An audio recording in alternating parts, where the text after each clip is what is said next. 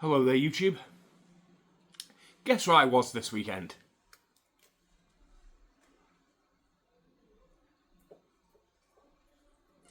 Yeah, you probably got that right. I was in London. Now, I know I didn't make it clear. I am a disabled man. I'm usually completely housebound. And I probably would not have been able to go to any kind of rally or protest if it wasn't for the fact that I was going with my sister, who is also my primary carer, and was able to rent a wheelchair, and she was able to help me attend. So I was able to be there at the Unite the Kingdom rally. Now, I was planning to go for a while. I didn't make it very clear because, frankly, my full real name and address is available on the internet. And little tip, don't let people know that you plan to leave the house for multiple days at a time. It's a very easy way to have your house burgled. So, yeah. I was at the rally. Few things. We had a somewhat of a vigil for Charlie Kirk. It was pleasant. It was a minute's silence. There were people who spoke about Charlie Kirk. It was very nice. Second, the kinds of people who were there. Shockingly high number of elderly women. Wasn't expecting that. Loads of families. Loads of very nice, patriotic, polite, and kind people. Multiple times we had people offer to help us with the wheelchair. Multiple people offered to help push the chair during the march because my sister was struggling. After all, I'm a large guy, and it was a bad wheelchair. Like, the wheelchair that we rented was basically falling apart. The tires perished. The rubber was crap. So much so that by the end of the day, the rubber in the tyres had perished so much that they had actually split right down all the tyres, and the wheelchair was not usable anymore. I had to walk with my cane when possible, and just sit in the chair when stationary, simply because pushing the chair had become dangerous. That's how bad it was, and I can only walk a couple of yards. So that was a challenge by the end of the day. We got stuck in London. So I ended up having to spend the night there.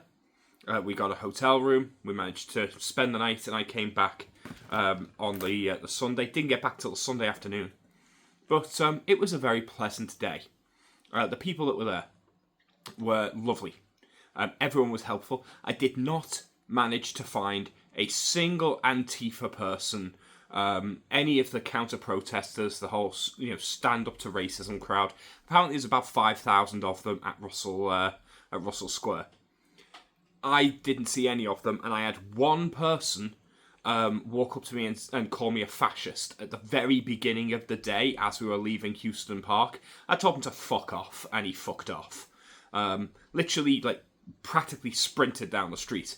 I walked up to me, said fascist, I said, oh, fuck off, and he ran.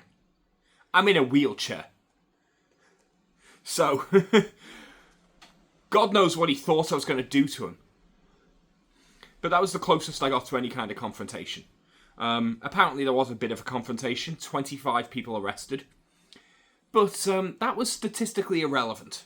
Because, first of all, the only confrontation happened when a bunch of the counter-protesters managed to get close to part of the Unite the Kingdom rally and basically started causing trouble.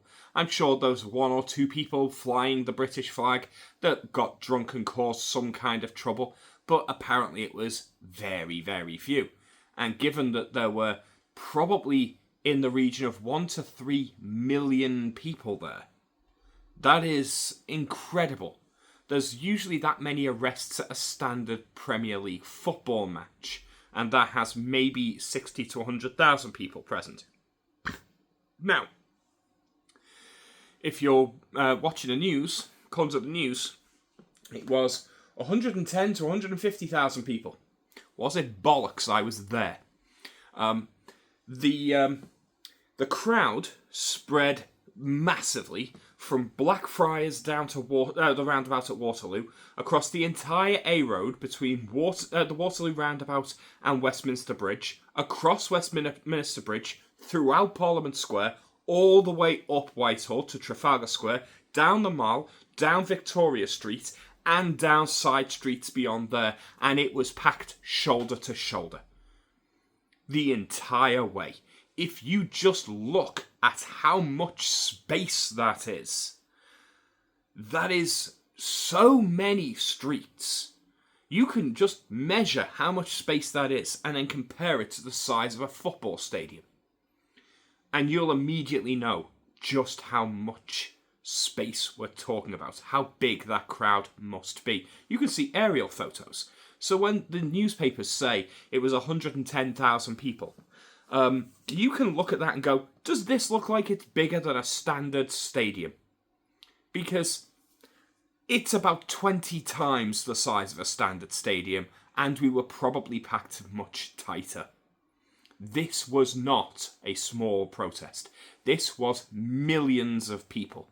And that's not counting the people who supported the rally but stayed home. It's not counting the people who were watching online, the people who are from other countries that support us in principle, and obviously weren't going to fly in, though some people did. It is a massive, massive group. So, we represent Britain. We don't just represent a small group in Britain, we represent Britain. Cat's staring at me from behind the camera. You okay there, love? It's okay.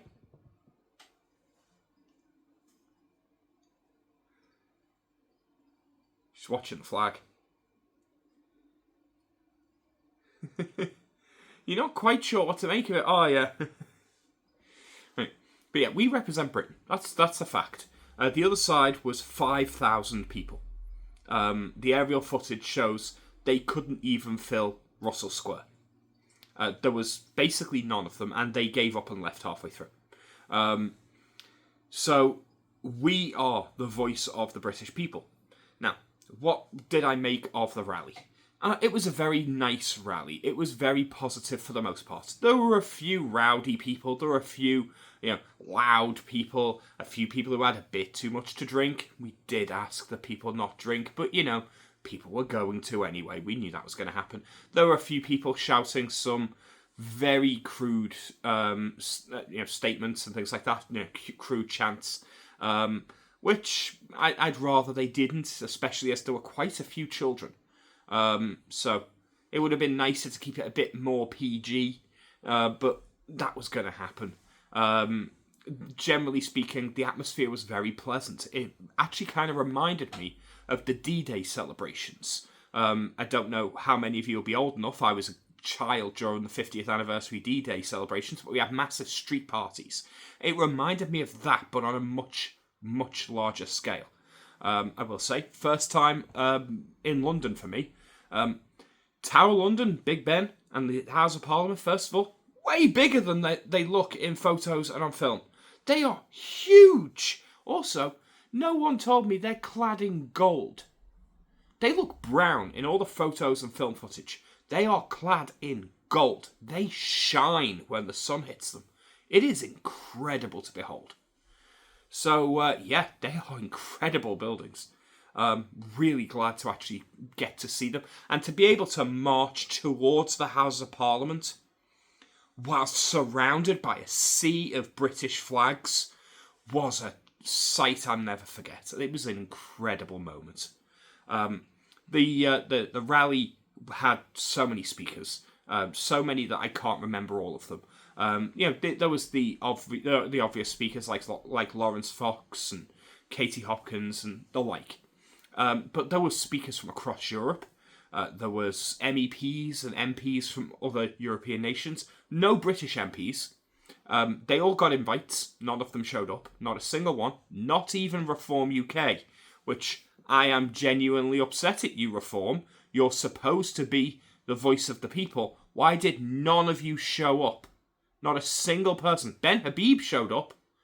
You know, the guy who's not in Reform UK anymore. Why didn't any of you show up? Nigel Farage, you should have been there. Lee Anderson, you should have been there. Like, there's no excuse.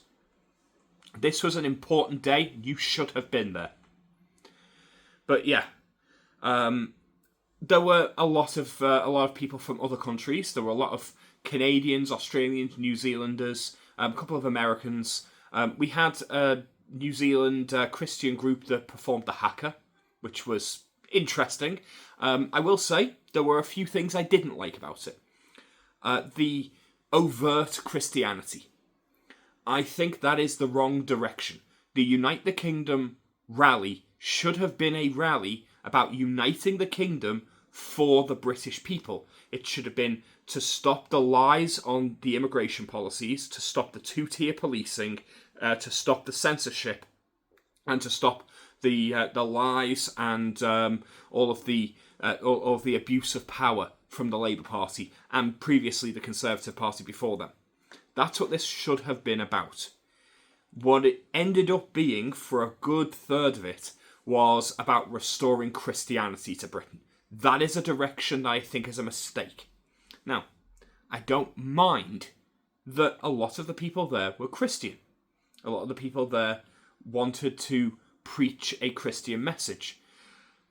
But when there's an American on the stage trying to get the crowd chanting Jesus is King, that's not going to fly in Britain.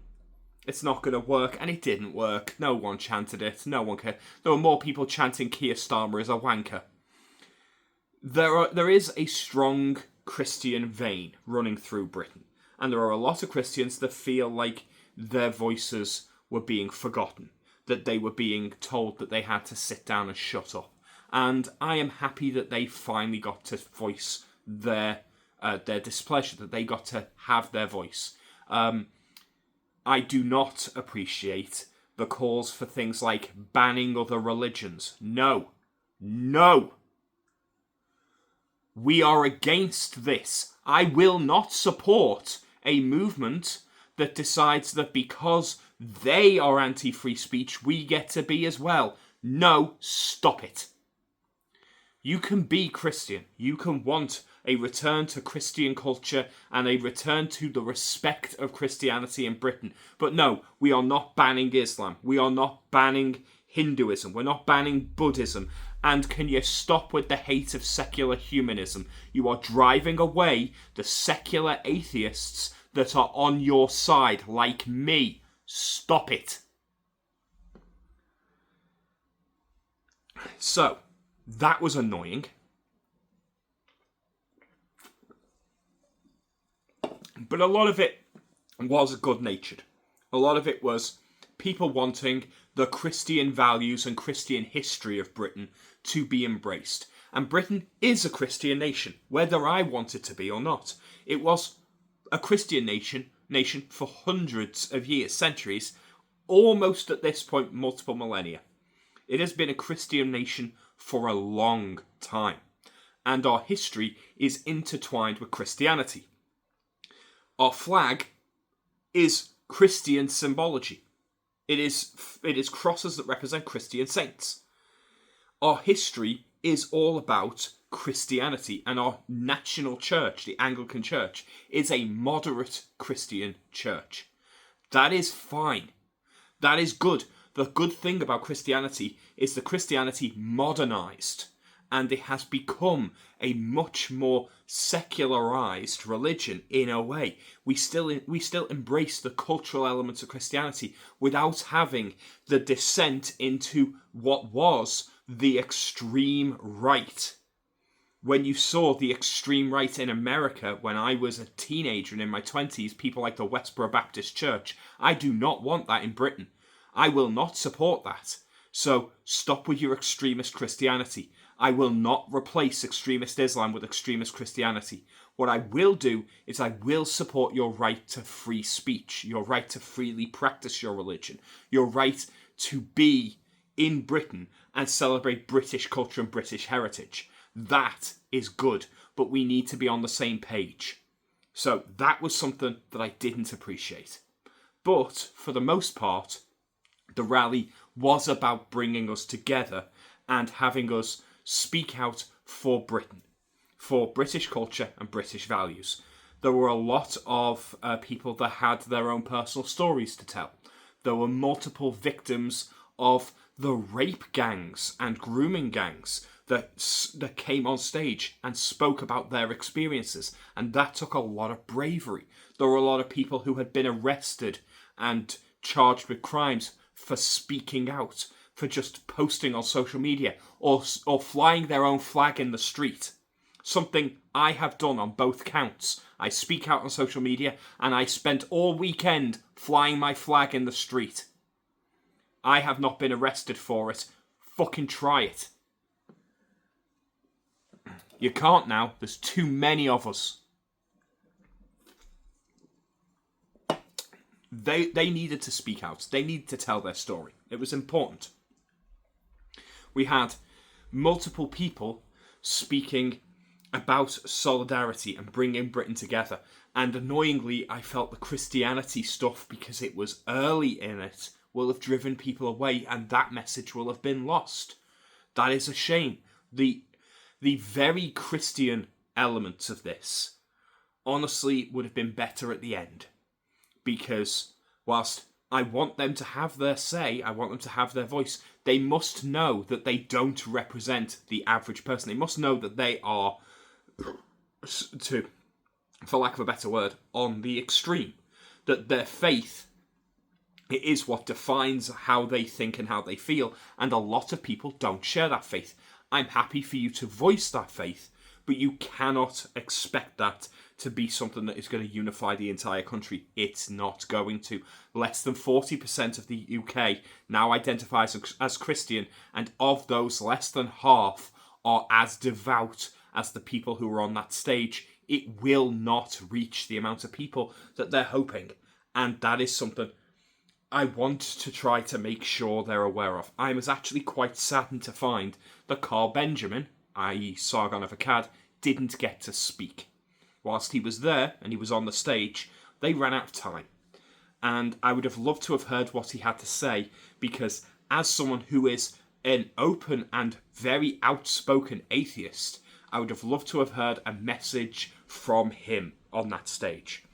I think if Sargon had been able to speak, I'd have loved for him to say something along the lines of, I am an outspoken advocate for free speech, and I am also a secularist and an atheist.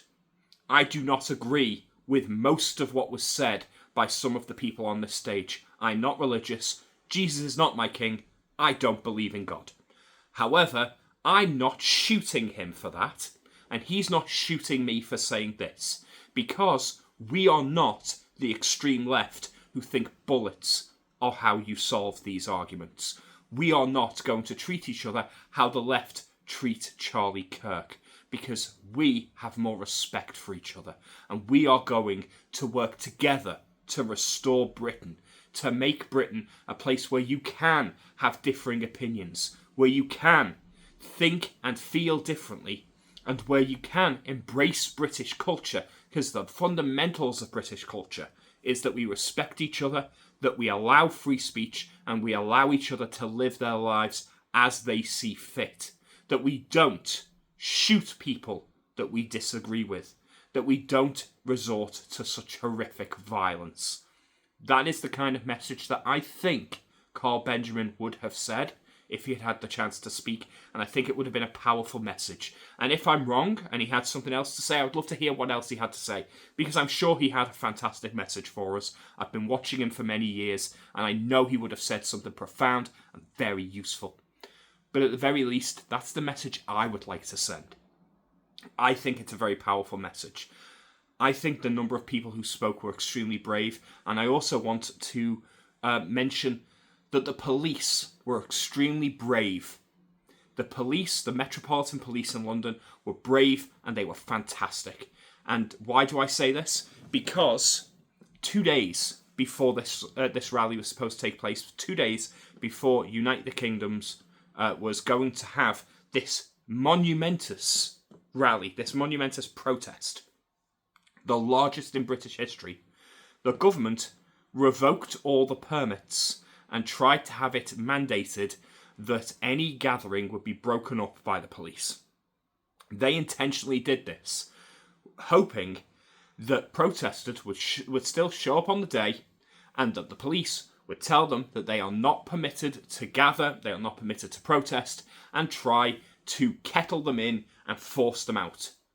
They thought that they could make the protesters, they could make patriots so angry that they would blame the police for curtailing their rights and that they would resort to violence. That was the intention. That's what they hoped would happen. Because then they could record patriots fighting with police. They would be able to report it as violent thugs clashing with police, trying to maintain law and order. They could show video footage of a huge fight between protesters and police officers. They could see injured people and destroyed property, and they'd be able to write us off as thugs and rioters. That's what they wanted to have happen. And the Metropolitan Police denied that. They denied that chance. The Metropolitan Police defied government orders. They ignored those orders to cancel the event, to revoke all the permits. They enforced the permit as they originally stood. They just ignored what they were told by the government, and they let our democratic right, our right to free speech, be allowed to continue. They allowed us to speak and gather and have the rally that we had planned for months. And they did that even though that meant standing up to the very people that pay them, that employ them, the very people that are supposed to be representing us. They stood up to the authorities that are supposed to be in power, and they said, no, you're overstepping your power.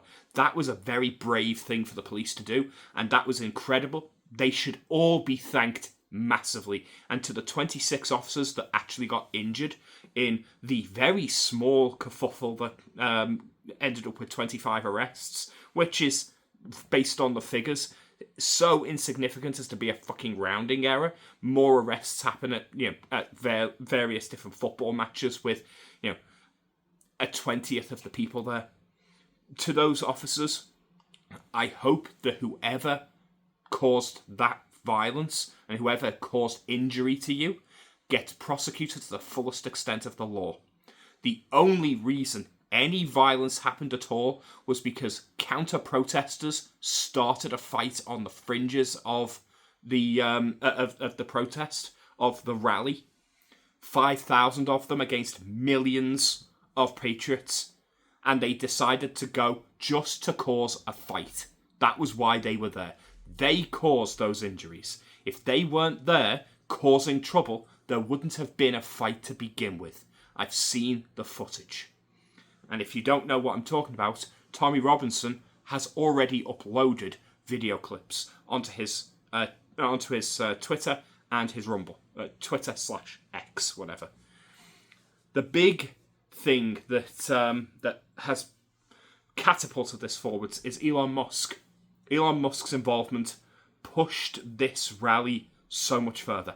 By speaking at this rally and by giving a platform where free speech is available, he has allowed people to speak out in a way they never could before. No longer can the government hide this anymore. They can't lie about this anymore. There were 2.1 million people watching live on Tommy Robinson's Twitter alone.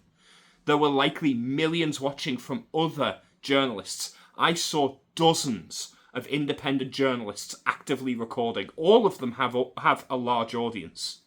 There were hundreds of thousands of people for each journalist watching from different places. I would estimate the audience online was somewhere between 10 and 15 million people, based on just how many people were recording at the time. Just for the average social media reach of those people. So I would not be surprised if this has been the most watched, the most reported on protest in British history. This is going to have massive repercussions. Keir Starmer can't ignore this anymore. The fact is, we're fed up. We're fed up of two-tier policing. We're fed up of the the immigration system being set up for what is basically a population replacement. We don't want to be replaced. We want our country back. We're sick of it. Stop bringing in illegal migrants so that you can bolster your voting numbers. It's disgusting. Stop doing this two-tier policing where you arrest people for speaking out, for daring to disagree with you. Stop being a fucking fascist. And while we're at it, stop defending and hiding grooming gangs, mass rapists and paedophiles. It's really disgusting that your government is hiding these people. It is absolutely terrible that you are not only allowing this to carry on, but that you are defending these people and making it so that they can continue abusing people, hidden behind your hate speech legislation and your public order legislation that prevents people from speaking out or reporting on it, and that you dared to try and censor the documentaries that Tommy Robinson produced exposing some of these people. Oh. These are some of the major issues that this rally was about. I attended this rally. It was a monumentous time in British politics, in British history. It was delightful. It was not in the slightest bit peaceful. It was loud and raucous and full of people chanting and waving flags and being happy. There were children running around with Union Jacks painted on their faces. There were people flying banners with space lions on them. There were people enjoying themselves. There was singing and dancing and people having a raucous good time. And it pissed it down with the fattest, coldest droplets of rain I have ever seen. We got drenched. I got sunburnt.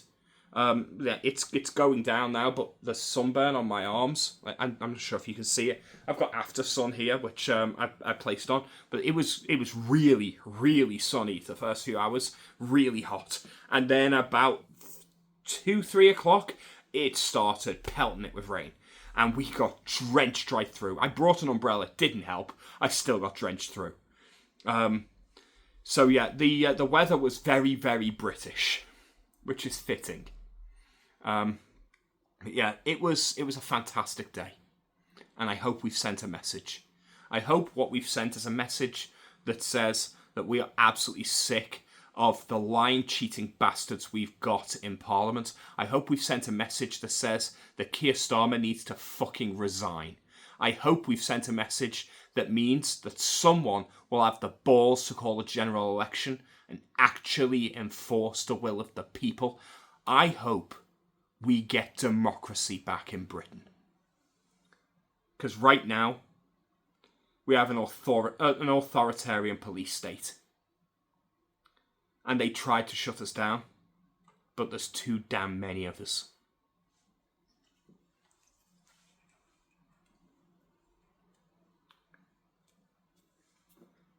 Britain's back, baby. Thanks for watching. Bye.